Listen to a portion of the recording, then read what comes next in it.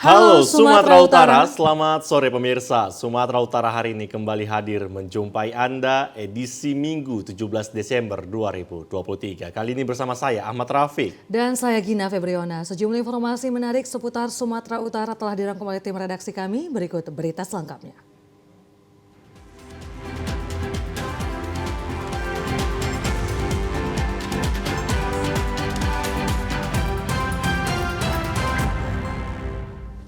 Kita awali informasi pertama pemirsa. Badan Narkotika Nasional Provinsi Sumatera Utara memusnahkan 3 kg narkoba jenis sabu yang dibungkus menggunakan kemasan teh Cina dan biskuit guna mengelabui petugas. Tak hanya itu, petugas juga mengamankan 2 orang berinisial N dan SA yang berperan sebagai kurir. Berdasarkan laporan masyarakat, petugas Badan Narkotika Nasional Provinsi Sumatera Utara berhasil menggagalkan upaya penyelundupan 3 kg narkoba jenis sabu di kawasan Jalan Batangkuis, Kabupaten Deli Serdang. Petugas yang berkoordinasi dengan Bea Cukai Kuala Namu lalu memeriksa paket mencurigakan dengan tujuan Kota Palu, Sulawesi Tengah dalam kemasan biskuit. Setelah diperiksa, kemudian didapati isinya merupakan narkoba jenis sabu. Kabid Pemberantasan BNN Sumut AKBP Deni Situmorang mengatakan setelah diintegrasi petugas, tersangka N mengaku disuruh oleh tersangka SA untuk mengantarkan paket berisi narkoba tersebut. Petugas kini masih mendalami keterangan dari SA guna mengembangkan kasus ini agar dapat menangkap pemasok narkoba jenis sabu tersebut. Masyarakat ada laporan kepada kita Hari ada Rabu paket mencurigakan tanggal 22 November. Kemudian kita tugaskan dari seksi intelijen cek laporan itu kebenarannya. Posisi paketnya di mana, Pak? Lalu tadi saya jelaskan kan di Kecamatan Batangkuis. Tidak bisa spesifik, tidak bisa. Karena itu masyarakat kan harus kita lindungi juga. Kini para tersangka dapat dijerat dengan Undang-Undang Nomor 25 Tahun 2009 tentang narkotika dengan ancaman hukuman 20 tahun penjara seumur hidup hingga hukuman mati. Melalui proses panjang, akhirnya bangunan diskotik Key Garden diruntuhkan oleh tim gabungan Polda Sumut dan Kodam 1 Bukit Barisan beserta pemerintahan Kabupaten Deli Serdang. Eksekusi bangunan diskotik yang merupakan tempat hiburan malam milik Syamsul Tarigan ini telah melalui proses panjang setelah ditangkapnya beberapa orang tersangka. Eksekusi bangunan liar yang berkedok sebagai kafe ini sudah sangat meresahkan warga karena merupakan sarang maksiat, tempat hiburan malam, dan pusat peredaran narkotika di wilayah Kota Binjai, Kabupaten Langkat, dan Kabupaten Deli Serdang. Akhirnya dengan kerjasama yang baik dari berbagai pihak aparat penegak hukum dan pemerintah, tersangka utama yang merupakan pemilik lokasi hiburan malam Syamsul Tarigan berhasil diringkus oleh aparat penegak hukum. Setelah dilakukan pengecekan langsung ke lokasi, ternyata tempat hiburan malam ini hanya memiliki izin kafe dan Dinas Perizinan Sumatera Utara mencabut izin bangunan karena merupakan sarang maksiat. Eksekusi bangunan diskotik ini dilakukan dengan menggunakan alat berat yang menghancurkan seluruh bangunan agar tidak bisa beroperasi kembali. Puluhan petugas gabungan yang berasal dari aparat kepolisian Polda Sumut, TNI Kodam 1 Bukit Barisan, Satpol PP dan Dinas Perizinan Sumatera Utara turun ke lokasi untuk merobohkan bangunan yang sudah sangat meresahkan tersebut. Kepala Bagian Operasional Polrestabes Medan Yasir Ahmadi mengatakan penertiban bangunan diskotik ini merupakan tindakan terpadu guna pemberantasan narkoba bersama seluruh stakeholder karena sudah sangat meresahkan dan merusak generasi bangsa. Pemerintah dan juga instansi terkait termasuk juga dengan TNI, Pangdam, dan Kapolda sudah pernah juga melakukan penggerbekan di tempat ini dan juga ditemukan adanya penyalahgunaan narkoba di sini. Sebelumnya sudah dilakukan penyegelan oleh Provinsi Sumatera Utara karena mereka tidak memiliki izin untuk menjadikan tempat ini sebagai tempat diskotik. Akan penyegelan dilakukan pencabutan IMB oleh pemerintah Kabupaten Deli Serdang. Usai pelaksanaan eksekusi, bangunan lokasi diskotik dan tempat hiburan malam ini disegel oleh aparat gabungan agar tidak bisa beroperasi kembali. Sementara itu pemirsa, aktivitas yang dilakukan oleh PT Growth Sumatera Industri meresahkan warga di Jalan KL Yos Sudarso, Kecamatan Medan Deli. Warga di Jalan KL Yos Sudarso, Gang Buntu, Medan Deli mengeluhkan keberadaan dan aktivitas industri di pemukiman mereka. Pabrik tersebut dalam kegiatan produksinya membuang sampah ke udara sehingga mencemari lingkungan melebihi ambang batas baku mutu yang disyaratkan dalam Undang-Undang Nomor 32 Tahun 2009 tentang perlindungan dan pengelolaan lingkungan hidup. Warga telah berulang kali melaporkan keluhan mereka pada kepala lingkungan, kelurahan maupun pihak perusahaan tersebut namun belum ditindaklanjuti. Salah seorang warga, Sulastri, mengatakan dentuman keras dari pengolahan besi membuat dinding rumah warga dan sekolah di kawasan tersebut mengalami keretakan. Mau ini tanggung jawab lah kan, jadi kalau tanggung jawab itu kita pun sama-sama enak gitu, karena kan yang berbuat orang itu gitu kan. Jadi masyarakat itu pun butuh juga tanggung jawab orang itu, kayak mana lah rumahnya kan pada retak semua, kan nggak enak ditengok, ataupun data-datanya kan banyak, itu kurang bagus juga sih. Gitu. Sudah berapa lama nih Kak kejadian seperti ini Kak? Kurang lebih 4 tahun. Ya. Harapannya sih kami ingin lingkungannya kan sehat, ya kan, lingkungannya sehat, terus janganlah ini bising-bising kali, ini pun kita nggak enak juga, nggak kerasan lama-lama dulu kan gitu. Warga berharap pemerintah melakukan pemeriksaan laboratorium untuk mengetahui kadar pencemaran asap atau melakukan uji kelayakan terkait posisi pabrik tersebut yang mengganggu kenyamanan masyarakat sekitar. Jelang Natal 2023 dan Tahun Baru 2024, Perum Bulog Kansilok Kabanjahe memastikan stok beras pemerintah aman dan menjamin kebutuhan beras tersedia untuk masyarakat. Bulog Kabanjahe menjamin cadangan beras pemerintah aman untuk kebutuhan Natal dan Tahun Baru atau Nataru. Jumlah pasokan beras di gudang Bulog Sumbul di Kabanjahe, Kabupaten Karo mencapai 500 ton. Nantinya akan disiapkan untuk memenuhi kebutuhan bagi masyarakat di 3 kabupaten. Sesuai dengan wilayahnya, Bulog Kabanjahe merupakan pusat penyaluran beras untuk Kabupaten Karo, Dairi, dan Pakpak Barat.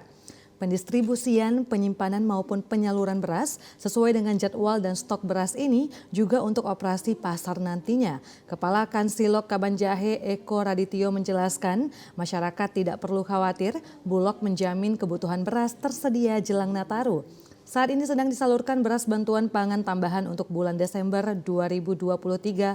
Stok dan penyaluran aman sampai dengan tahun depan guna mempertahankan stabilitas harga beras di masyarakat. Pihaknya melakukan pemantauan intensif terkait harga beras. Dari Badan Pangan Nasional untuk penyaluran bantuan pangan alokasi Desember. Ini mudah-mudahan di minggu kedua Desember kita sudah selesai. Jadi nanti sudah selesai, bantuan masyarakat bisa terima, kita bisa fokus lagi ke penyaluran SPHP nanti. Jadi semuanya berjalan seiringan serempak, kita antisipasi dari segala sisi lah untuk ketersediaan berasnya. Berarti ketersediaan beras untuk 3 kabupaten kota ini masih kita cover ya? Insya Allah sangat aman.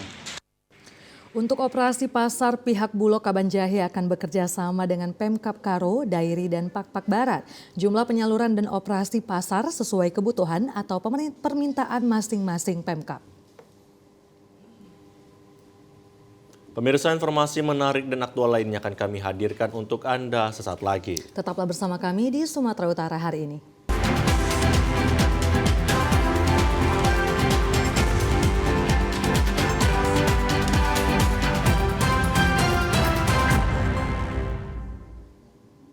Ya, terima kasih Anda masih bersama kami pemirsa guna meningkatkan literasi masyarakat akan keteladanan dan panutan yang dapat dijadikan sebagai contoh. Dinas Perpustakaan Daerah dan Arsip Provinsi Sumatera Utara menerbitkan buku berjudul Birokrat dan Politisi Teladan.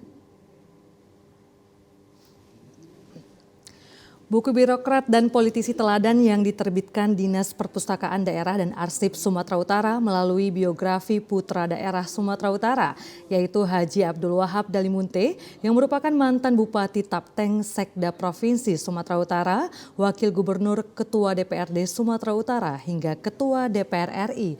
Asisten Administrasi Umum Lies Handayani Siregar menyampaikan pidato PJ Gubernur mengapresiasi seluruh putra daerah yang memiliki keteladanan sehingga biografinya diharapkan dapat menginspirasi masyarakat. Dikatakan bahwa pembangunan SDM yang berkualitas menjadi salah satu prioritas untuk mewujudkan Sumatera Utara yang hebat dan provinsi yang senantiasa meningkatkan kecerdasan serta kesejahteraan. Untuk itu PJ Gubernur menyampaikan bahwa Sumut harus mensyukuri atas banyaknya tokoh yang menjadi sumber inspirasi dan teladan. Kepala Dinas Perpustakaan dan Arsip Daerah Provinsi Sumatera Utara Dwi Endah Purwanti menyampaikan menerbitkan buku tokoh Sumatera atas dasar usulan dari masyarakat Sumatera Utara. Usulan penerbitan buku biografi Haji Abdul Wahab Dalimunte berjudul Birokrat dan Politisi Teladan sudah melalui sejumlah persyaratan dan dianggap mampu menginspirasi setiap pembacanya. Melalui penerbitan buku yang dilakukan diharapkan mampu meningkatkan indeks literasi Sumatera Utara yang saat ini masih di bawah rata-rata nasional.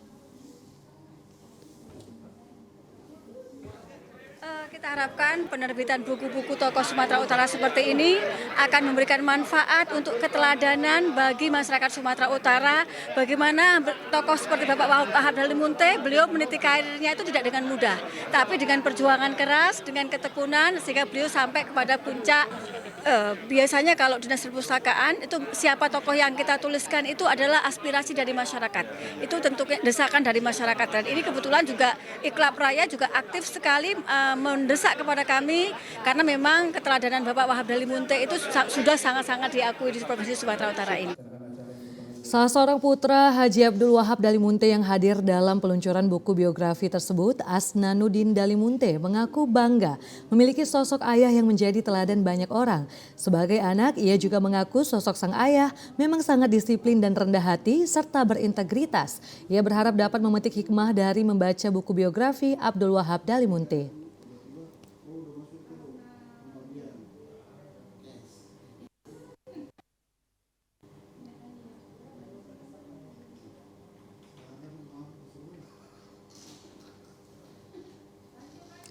Pada peluncuran buku biografi Abdul Wahab Dalimunte dihadiri sejumlah mantan Sekda Profsu, Bupati Daerah Labuhan Batu, Kepala OPD dan tokoh agama, tokoh masyarakat, dan mahasiswa serta penulis buku yakni Anang Anas Azhar, Rifai Nasution dan Iwan MHI.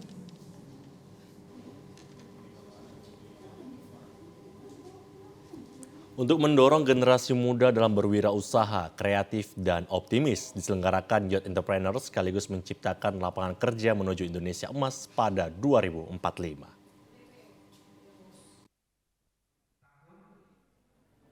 Kegiatan yang diselenggarakan Aron Karo bekerja sama dengan PT Juma Berlian ini bertemakan Yang Muda, Yang Berkarya. Sebagai narasumber adalah Wakil Bupati Karo dan para pengusaha muda yang telah sukses dalam berwirausaha yang diikuti seratusan peserta dari kalangan muda dan organisasi kepemudaan dalam materi seminar mendorong para pemuda berani berwirausaha dengan kreatif dan optimis, berdaya saing tinggi dengan berinovasi. Selain itu, mau berproses, tidak takut dengan risiko karena tidak ada orang yang sukses tanpa melalui proses. Wakil Bupati Karo Theophilus Ginting mengungkapkan pemerintah Kabupaten Karo mendukung kegiatan ini karena dapat memotivasi semangat kalangan muda dalam berwirausaha yang dapat menjadi penggerak ekonomi. Pemerintah Kabupaten Karo sangat merespon kegiatan seperti ini yang diinisiasi oleh Juma Berlian Exim. Kita sangat berterima kasih sehingga anak-anak muda di Kabupaten Karo bisa tahu keberadaan dan peluang yang akan kita sambut bersama dimanfaatkan oleh anak-anak muda di Kabupaten Karo. Mereka mau eksis di bidang apa? Nah, ini yang kita sadar terkait pembangunan manusia di Kabupaten Karo kiranya dapat lebih meningkat lagi. Dari tahun ke tahunnya ini ada peningkatan, namun apabila lebih disinergikan lagi dan masyarakat lebih tahu, tentu akan mendapatkan suatu target yang lebih cepat untuk pencapaiannya. Penyelenggara seminar Youth Entrepreneur Susiko Loi Pebina Ginting mengatakan kegiatan ini akan diselenggarakan secara berkelanjutan untuk meningkatkan minat generasi muda berwirausaha, berkarya, dan berproses menciptakan suatu produk yang bernilai untuk mencapai sebuah kesuksesan. Jadi di acara seminar ini kita mengumpulkan narasumber yang sudah sukses di bidang usaha untuk membagikan ilmu kepada generasi muda untuk mengubah mindset pemikirannya yang tadinya hanya ingin menjadi seorang karyawan. Saat ini di seminar ini kita untuk membuka mindset pemikiran, ada peluang besar untuk seluruh pemuda yang ada di Indonesia untuk membuka lapangan pekerjaan. Melalui seminar Youth Entrepreneur, diharapkan dapat menciptakan generasi muda yang dapat menciptakan bisnis baru yang produktif, serta menguasai ilmu pengetahuan dan teknologi di era digital saat ini. Syafiq Ataris Pasa asal Deli Serdang keluar sebagai juara 1 umum pada Akademi Dai Cilik TVRI Sumatera Utara tahun 2023. Syafiq dinyatakan sebagai pemenang juara umum setelah Grand Final yang diselenggarakan di Studio 2 TVRI Sumatera Utara siang tadi. Setelah berlangsung selama 1 tahun sejak bulan Januari, event Akademi Dai Cilik TVRI Sumatera Utara yang diikuti 140 dai cilik dari berbagai daerah di Sumatera Utara. Hari ini merupakan puncak Grand Final yang berlangsung di Studio 2 TVRI Sumatera Utara sejak pagi hingga siang tadi. Pada Akademi Dai Cilik TVRI Sumatera Utara tahun 2023 ini keluar sebagai juara 1 umum Syafiq Ataris Pasa asal Deli Serdang, diikuti Naya Berlian Setiawan juga asal Deli Serdang sebagai juara umum kedua dan Fadel Muhammad asal Binjai sebagai juara ketiga. Sementara itu untuk juara istimewa 1 diraih Faizan Al-Latif Bako asal Aceh dan Akila Faris Mufia asal Deli Serdang sebagai juara istimewa kedua. Sedangkan untuk juara harapan 1 Yuma Rahadatul Aisy asal Pematang Siantar serta Diwais Al-Fatih Asyari Samosir asal Tanjung Balai sebagai juara harapan 2 dan Fabian Al-Abrar Ritonga sebagai harapan ketiga. Para pemenang ini selain menerima uang pembinaan dari TVRI Sumatera Utara dan Pemprov Sumatera Utara, juga menerima voucher paket umroh dari Bank Sumut Syariah. Direktur Utama Bank Sumut Babai Parit Wasdi menyampaikan, Akademi Dai Cilik TVRI Sumatera Utara tahun 2023 sangat menarik. Menurutnya apa yang ditampilkan dai-dai ini baik dari konten pemaparan dan isinya sangat bagus. Babai Bank Sumut akan terus mensupport kegiatan Akademi Dai Cilik ini untuk tahun depan. Dai Cilik tahun 2023 sungguh luar biasa. Jadi ini bagaimana TVRI bekerjasama dengan yang lain-lainnya dengan Bank Sumut. Dari Bank Sumut terutama unit usaha syariah gitu ya. Ini sangat tepat, kita akan mensupport kegiatan ini di tahun depan. Akan kita support kegiatan Dai Cilik ini karena ini sebagai bagian untuk mencerdaskan kehidupan bangsa, mendidik anak-anak kita menjadi lebih baik lagi, lebih hebat lagi, dan tadi topik sangat bagus itu menjadikan para dai calon pimpinan bangsa. Sementara Ramadhani Lubis, Kabiro Kesra mewakili PJ Gubernur Sumatera Utara menyampaikan pesan PJ Gubernur Sumatera Utara Hasanuddin bahwa kegiatan ini sangat positif dan sangat penting sekali. Untuk itu disampaikan Pemprov Sumut sangat mengapresiasi dan akan mendukung terus Akademi Dai Cilik ini untuk tahun depan. Kita tetap mensupport kegiatan-kegiatan seperti ini dan juga beliau berpesan semoga kita tetap menjadi orang-orang yang beruntung atau jangan sempat menjadi orang-orang yang merugi bahkan celaka, yaitu apa? Yaitu orang-orang yang kegiatan pada hari ini harus lebih baik dari yang kemarin serta yang hari esok harus lebih baik dari hari ini. Itu harapan Bapak Gubernur, kiranya kami berharap kegiatan-kegiatan seperti ini tetap eksis. Terima kasih kepada TVRI Stasiun Sumatera Utara. Kami mewakili pemerintah Provinsi Sumatera Utara mengucapkan apresiasi dan terima kasih. Tokoh agama Sumatera Utara Buya Amiruddin menyampaikan dari dai, mubalil dan ulama menyambut baik kegiatan ini dan berharap tahun depan kegiatan ini terus dilanjutkan dan ditingkatkan. Secara pribadi Buya Amiruddin merasa terwakili dalam hal pembinaan karena ini sesuatu yang baik. Saya pribadi sebagai penceramah yang start naik panggung di Medan tanggal 19 Mei 76 sangat merasa terwakili dalam pembinaan karena ini adalah satu hal yang baik. Yang kedua, teruskanlah di tahun 2024 yang akan datang. Dan yang ketiga harapan kami, ayolah Bapak Ibu, para ulama, para pengusaha, para pendakwah, ayo kita dukung. Terutama para pengusaha, dukunglah agar mereka bergairah. Kalau bisa semua dapat hadiah. Terima kasih. Assalamualaikum warahmatullahi wabarakatuh. Sedangkan Syafiq Ataris Pasa sebagai juara umum 1 menyatakan sangat senang keluar sebagai juara sehingga bisa umroh. Syafiq pun mengucapkan terima kasih kepada orang tua dan juga gurunya. Sangat senang dan bahagia sebab juara 1.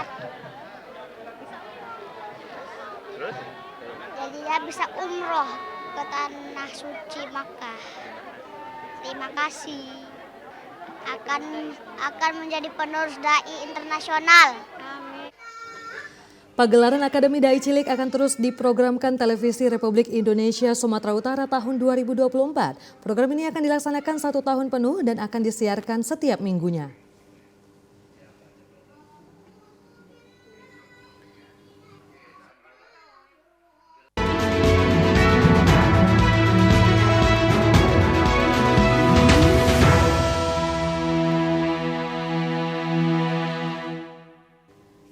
Pemirsa, Komisi Pemilihan Umum Daerah Kabupaten Deli Serdang telah membuka pendaftaran anggota kelompok penyelenggara pemungutan suara KPPS Pemilu 2024 mulai 11 hingga 20 Desember 2023.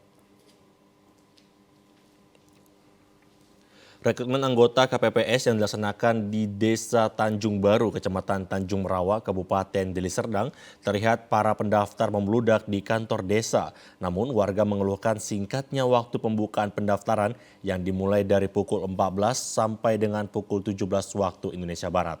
Sampai hari ini ada sebanyak 114 orang yang telah mendaftar dari 166 kuota yang dibutuhkan. Adapun persyaratan untuk menjadi anggota KPPS yakni warga negara Indonesia yang memiliki KTP elektronik berusia minimal 17 tahun dan maksimal 55 tahun. Rekrutmen ini terbuka secara umum untuk masyarakat yang dilakukan melalui tahapan seleksi apakah sesuai persyaratan atau tidak. Kepala Dusun 5 Desa Tanjung Baru, Wiyono, menyesalkan proses rekrutmen anggota KPPS yang begitu singkat hanya 3 jam, membuat peserta pendaftaran membludak di kantor desa. Pertama, ada warga kita yang kebetulan akan memasukkan lamaran KPPS di kantor kita ini. Dan PPS kita belum buka, karena bukanya jam 2 siang. Saya berinisiatif menerima lamaran itu untuk saya serahkan kepada PPS yang dari sekretariat, dari desa maksud saya. Harapan saya ya kalau bisa ketua KPPS ini lebih familiar lah dalam berkomunikasi dengan tim-tim yang lain. Jangan dianggaplah kami ini nggak tahu apa-apa. Koordinator Divisi Teknis Penyelenggara Pemilu di Kecamatan Tanjung Merawa, Haryadi, mengatakan permasalahan yang terjadi di Desa Tanjung Baru tersebut hanya miskomunikasi antara panitia rekrutmen KPPS dan pemerintah desa. Persyaratan yang akan dipenuhi di sini oleh masyarakat umum itu seperti harus memiliki KTPL, kemudian usia minimal 17 tahun, dan diharapkan paling tinggi itu 55 tahun. Rekrutmen ini terbuka secara umum untuk masyarakat yang ada di setiap desanya masing-masing ya. Jadi tidak ada batasan usia. Nah, nanti kita akan menseleksi mana yang sesuai persyaratan atau tidak. Warga berharap proses rekrutmen anggota KPPS ini berlangsung transparan dan sesuai dengan aturan yang telah ditentukan KPU Daerah Deli Serdang. Informasi berikutnya, pemirsa, Rumah Sakit Jiwa Profesor Dr. Ildrem Provinsi Sumatera Utara siap memberikan layanan konsultasi kejiwaan bagi para calon anggota legislatif yang merasa terganggu jiwanya pasca kalah dalam pemilu 2024 mendatang. Mengantisipasi banyaknya calon legislatif yang mengalami gangguan jiwa pasca kalah di pemilu 2024, Rumah Sakit Jiwa Profesor Dr. Ildrem Provinsi Sumatera Utara akan memberikan layanan psikolog dan menyiapkan 400 kamar rawat inap di Jalan Tali Air Medan Tuntungan Sumatera Utara kemarin. Untuk memfasilitasi layanan psikolog bagi caleg yang gagal, ada 300 hingga 450 kamar rawat inap yang terdiri dari kelas 1, 2, dan kelas 3. Selain itu, pihak rumah sakit telah mempersiapkan dokter ahli jiwa sebanyak 4 dokter yang memiliki laboratorium.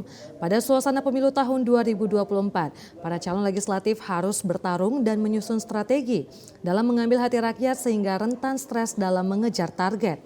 Ya, layanan konsultasi ini bertujuan untuk memperkuat kestabilan mental dan psikologis mereka, mencegah timbulnya gangguan mental seperti depresi.